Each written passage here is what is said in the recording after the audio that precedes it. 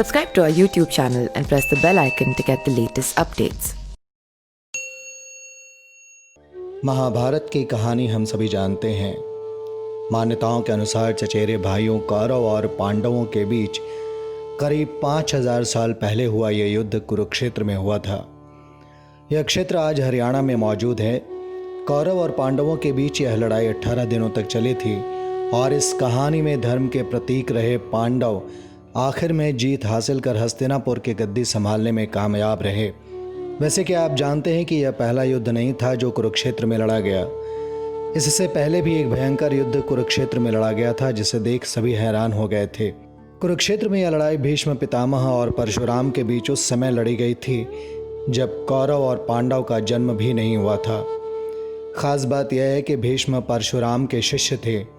यह कहानी तब की है जब भीष्म ने काशीराज की 3 पुत्रियों का जबरन हरण कर उन्हें अपने भाई विचित्रवीर्य से विवाह के लिए विवश किया। अंबिका और अंबालिका का विवाह तो विचित्रवीर्य से हो गया, लेकिन अंबा ने बताया कि वो शाल्वराज से प्रेम करती हैं, इसलिए विवाह नहीं कर सकीं। यह सुन भीष्म ने उन्हें राजा शाल्व के पास भेज दिया। हालांकि शाल्व राजा ने यह कहकर अंबा से विवाह से इनकार किया कि वे अपहरित कर ले गई स्त्री से विवाह नहीं कर सकते। अंबा ने बार बार शाल्व से प्रार्थना की, लेकिन वो नहीं माने।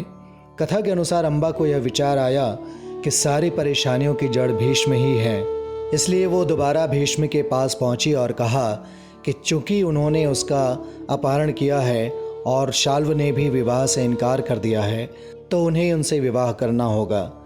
भीष्म ने यह कहते हुए टाल दिया कि उन्होंने विवाह नहीं करने की प्रतिज्ञा ली है। इसके बाद अंबा रोते हुए परशुराम के पास गईं और सारी बात बताई। अंबा की बात सुनकर वो भीष्म से युद्ध के लिए तैयार हो गए। आखिरकार नारद मुनि सहित भीष्म की माता गंगा और अन्य ऋषियों के समझौता कराने के बाद यह युद्ध बंद हुआ। इसके बाद अंबा ने भीष्म पितामह से बदला लेने के लिए कठोर तपस्या की। आखिरकार बाद में वो शिखंडी के रूप में जन्मी और कौरव पांडवों के बीच हुए युद्ध के दौरान भीष्म की मृत्यु का कारण बनी। Subscribe to our YouTube channel and press the bell icon to get the latest updates.